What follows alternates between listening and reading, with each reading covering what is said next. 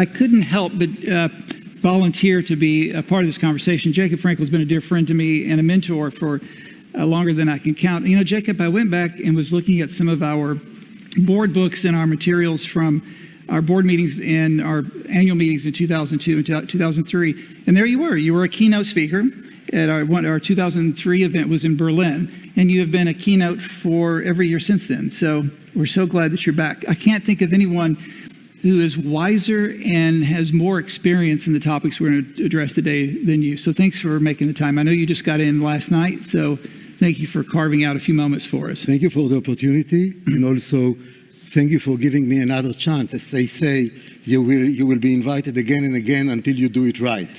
So you're going to do it right. We're going to do it right now because you saw Axel earlier today, and he made the point that we've never seen anything like this. We don't have a playbook. And I'm reminded by ancient cartographers who would draw the outline of particular continents or land masses, and in the center would say, "Here be dragons," right? So we don't have a map for this. And there are people who are concerned, here be dragons, as we proceed into a new era, as we're changing the mix from fiscal monetary, we're moving from negative real rates, we're taking away many years of abundant liquidity. So where are we, and what worries you most as we go through this historic transformation? Well, you're absolutely right. We don't have a map, but we don't have a compass too. Not long ago, we were very proud to say that we know what it takes to do good economic policy. There was a consensus. Even we gave it a name, the Washington Consensus. And since then, many of the things that were taboo, were unlikely, were impossible, actually have happened. And I think that there was, therefore, an overshooting with the disappointment of the performance of both economic advisors, of models, and people decided to throw the old textbooks away. I think that what we have seen in the past, at least decade, is something which leaves open yet the question of, was it a detour, or are we in a new paradigm?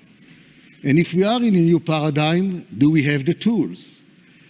If it was a detour, are we actually going back to the highway on which we were before? The fact of the matter is that when you and I drive on a highway, we would never enter into this highway unless we knew how the exit looks like. In fact, suppose that you went on the highway and suddenly at the end you see dead end. You have to go all the way back with no gas, tired, and start all over again. So I think that one of the issues that at least bothered me throughout was that we went into uncharted territory, which is correct. We were in uncharted territory, but we did not discuss the question of the morning after. Right. And in fact, when people urged those who dealt with the matters, tell us about the exit, the answer was frequently, we should probably not discuss it now because we will give the markets the wrong impression that we are ready to exit. We are not ready to exit. This was not the request, by the way. I do not ask whether one is ready or not. I need to know what happens on the other side of the bridge. Is it a pier or is it a bridge? And this is, you know, today when we are talking about bridges, it's much more violent. So we will not get into this. Jacob, we do a much better job as policymakers of getting ourselves into situations rather than getting ourselves out. We often don't think about exit strategies, but you had two parallel processes going on. You had the COVID crisis and the policy response to that. And then, as you said, there was, and there is, has been policy experimentation taking on the idea that we've been too constrained for too long. We heard it both in fiscal but also in monetary policy. MMT had some currency for a while. I think it's been debunked. But the idea that the Phillips curve didn't exist, we've gone through decades of deflation, we could really run the economy hot. So let's run it hot. And we did. So is it, if we hadn't had the crisis, would we still have had the same outcome? Or was it just the 1 + 1 = 5 in terms of a new monetary theory as well as responding to the crisis? Well, I think that it's a combination of all of these. And the bottom line was that monetary policy has been overburdened. And in many cases, the central banks were not unhappy to be overburdened. And in many cases, being described as the only game in town was viewed as a compliment. And frankly, it was a bear's hug. Because the fact of the matter is that when you go into a territory that is not what was assigned to you, and that you do not have the tools to deal with, you will be held responsible for the outcome. And I think that one of the issues was that monetary policy stepped too readily into areas which did not really belong to the central bank because they were good citizens with the best intentions. But it creates expectations and with it everything else. Let's look today. What are the main issues today? I was talking to people outside and I asked them, what bothers you? What did they tell me? They told me the war in the Ukraine, the stress with Taiwan, the climate, the health, and you go down with the list. None of them are the territory of monetary policy. Right. None of them can be helped by monetary policy, and therefore we should really be very, very careful about it, which is the prelude to a more general statement. If you have an orchestra, monetary policy is a very important instrument, but it's not the orchestra. And therefore, to succeed, to create the harmony, and to be pleasant to the ear, you really need to have the rest of the players playing the music. And if they are not, the question is, what should the monetary policy instrument do? Should it try to make up for the lack or not? Well, that's a threshold question, Jacob, because central banks, the ones we know, have tended to be very well run. They're very nimble. They can respond quickly, where fiscal authorities tend to be much less effective, especially in certain jurisdictions. So they were the only game in town. If we had not had them play that role, where would we have been? Much worse. So I think that one of the issues is, it's the way to hell is paved with good intentions. Yeah. And there was a period where it was important to depart from the standard textbook. This was the origin of the so-called unconventional policies. We had a crisis, monetary policy was stretched, interest rates went close to zero, fiscal policy was stretched, debt went to very high, and therefore the question is, what do? We don't have tools, so let's do unconventional tools. And the unconventional tools came into being. You know, the central bank balance sheets, when you and I went to school, or when we actually cooperated in the early stages when you were in the administration, we would have known easily what is the balance sheet of a central bank, even if we did not know that it was a central bank. Right. The best assets, short-term government debt, high quality, so we can do open market operations with standardized things without upsetting the delicate mixture of industries. In the crisis, what happened was, in order to clean the system from bad assets, all the garbage had to be collected somewhere, and therefore, in a fundamental sense, central bank balance sheets not only expanded, but also its composition changed. It was clearly not sustainable, and the question was, okay, it is a short term. Short term, we are allowed. And the question is, how long unconventional could be called unconventional before it becomes conventional? And this has been the key issue, and now we have to unhook ourselves. And is that where we are? Do you think it has become conventional? It has become conventional in many dimensions, and when central banks started to think about exiting not only from the zero interest rate, which was a consensus that needs to be done, but for a much more fundamental change that has taken place, namely the size of the balance sheet, right, their role in the capital markets.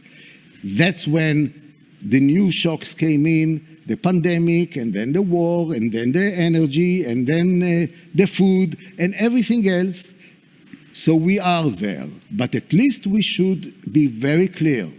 We are not going to throw the old textbooks away, because this is a detour, maybe to a new world, but we need to identify. And therefore, when I started my previous answer about when you go on a highway, have a map, know when the exit is and where the exit is, and if you need to postpone it, so be it, because you know there is another exit.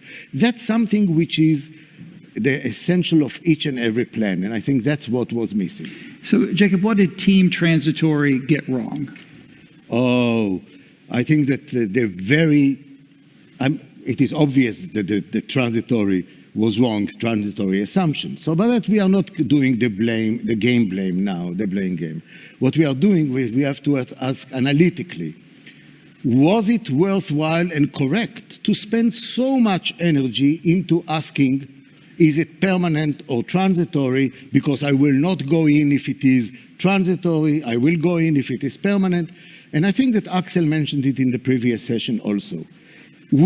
I say we because I'm used to it. Central banks are not observers. They are main players. Right. And therefore, when they see a shock, their task is to ensure that it becomes temporary. And therefore, all shocks should become temporary by the very definition of shocks that the central bank goes in. So therefore, it was a misplaced question that caused waste of time. One should have prevented it from the very beginning. You were at a session this summer. Alan Blinder raised the question. Alan's got a new book out, by the way. She's quite good.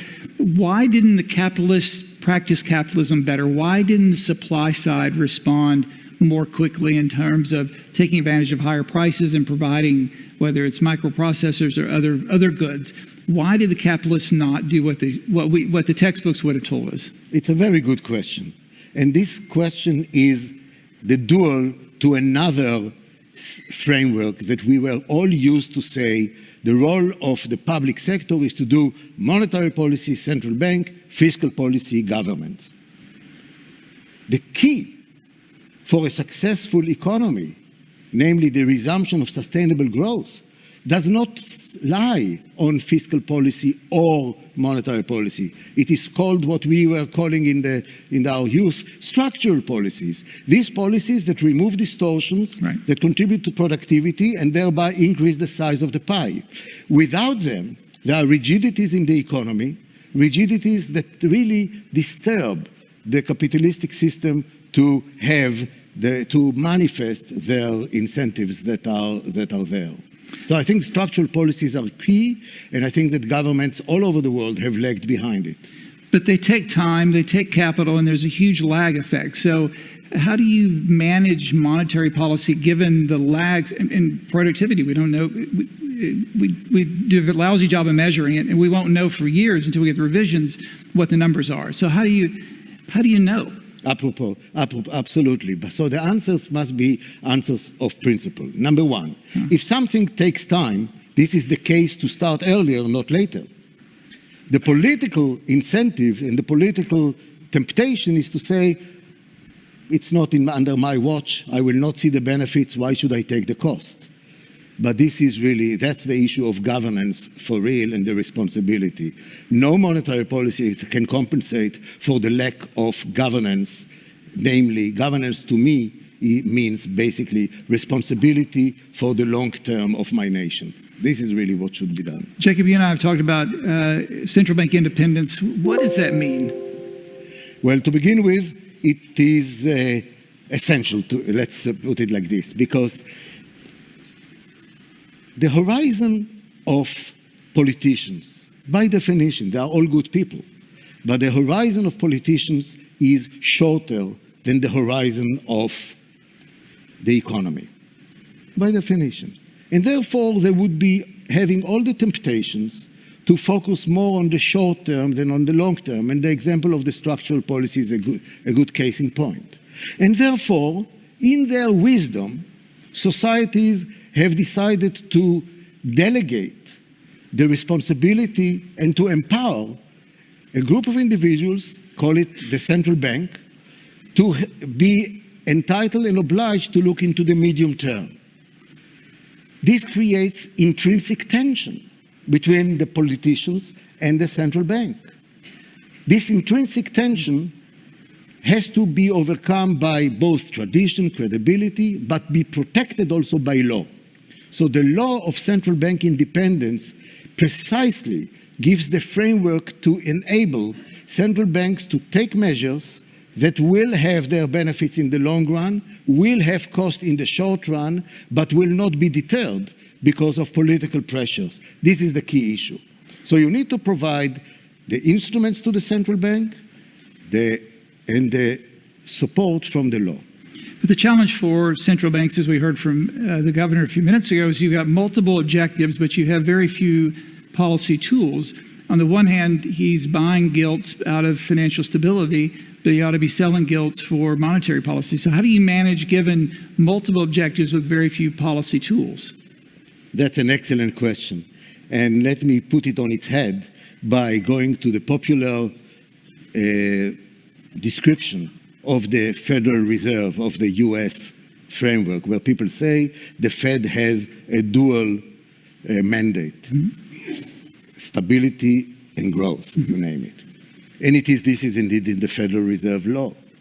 But when you look at the behavior of central banks, and you don't know how the law looks like, you must be able to infer what was the law that generated that behavior. And I once talked to Paul Volcker and asked him, tell me, how do you interpret the law?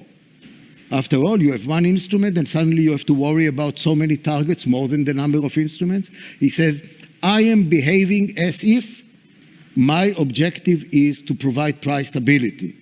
And then I asked him, but what about the other objective? Right.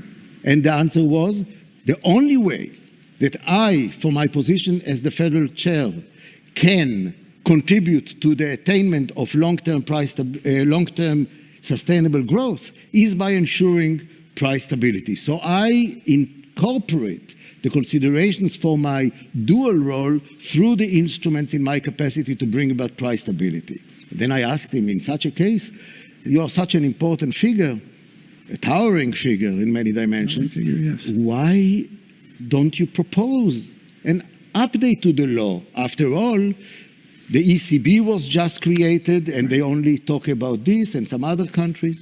And he says, you know what? We are in a political system. When I put things into the pot, I hope that one thing will come out.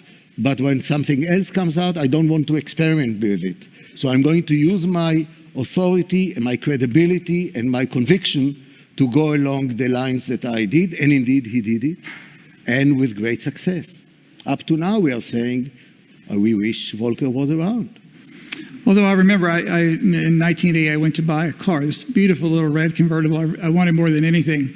And the auto loan was 21% interest. And my father said, you can't buy it. And I was crushed because I thought it was going to make me very popular to drive this little MGB around. But I learned a lot about rates and policy. And then we went through some very tough times economically. The last time I saw Jay privately and then we see him publicly, he sounds a lot like he is mirroring or he's channeling his inner Paul Volcker. Do you think that's the case?